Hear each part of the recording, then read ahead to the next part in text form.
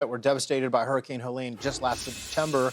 Well, we remember it this week through countless stories of service and hope. One of the many organizations still on the ground today in some of the hardest hit areas is Samaritan's Purse. Their presence is shown in North Carolina, Georgia, and Florida, where they're providing medical needs, supplies, and homes to victims of Helene.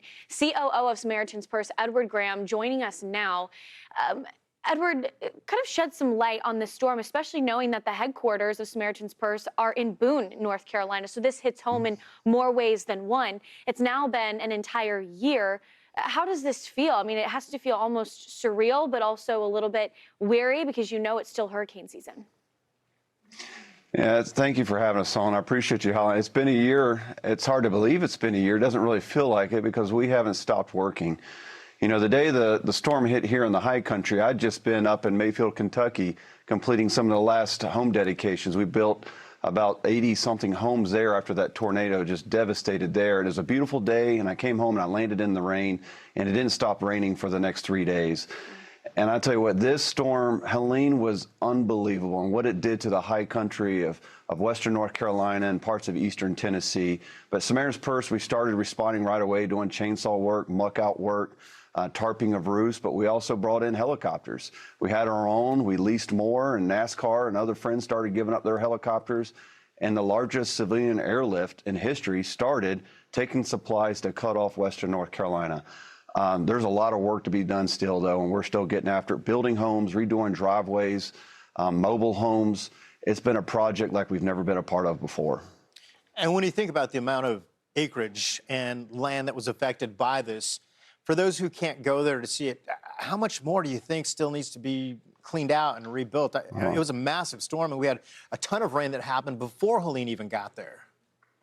Yeah, if you look between really the western part of the county I live in, Watauga, and then Buncombe, which is down in Asheville, North Carolina, everything got hammered. I'm going to a service anniversary there in Yancey County Saturday where they asked me to speak. In parts of that county, it will never look the same. The mountains, the valleys, they're gone.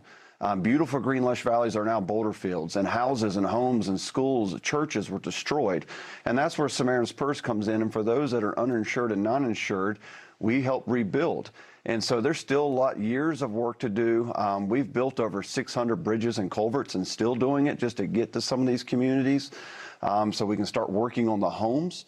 And so you're talking hundreds of homes. And so we've got years of work left. A lot of it has to do with bureaucracy a little bit. You know, what's the new flood zone? Are they going to insure them or not? It's a difficult situation, and people are still hurting and reeling here. And remember, so many people lost their lives here. There's communities that will never be the same because of the loss of their loved ones. Yeah, and that's the mark that these types of storms can make on the society and on an environment. Really quickly, for people who are tuning in, how can they get involved with Samaritan's Purse to continue to help the relief efforts in western North Carolina? I appreciate it. I always ask people to pray. That's what Samaritan's Purse, we want prayers. I believe prayer works. And so you can always go to SamaritansPurse.org. We need volunteers when storms like this hit. I still need volunteers to help rebuild homes. We've got hundreds of homes to build. So if you want to come volunteer, go to SamaritansPurse.org and pray for western North Carolina, eastern Tennessee. We want people to know they're not forsaken, they're not forgotten, that God loves them. Yeah, prayers continue to come in, and we appreciate it. We want to keep the story alive so that we can get the help that you need. That is COO of Samaritan's Purse, Edward Graham. Thank you for your time. We appreciate you, and we'll be with you throughout this story. Thank you.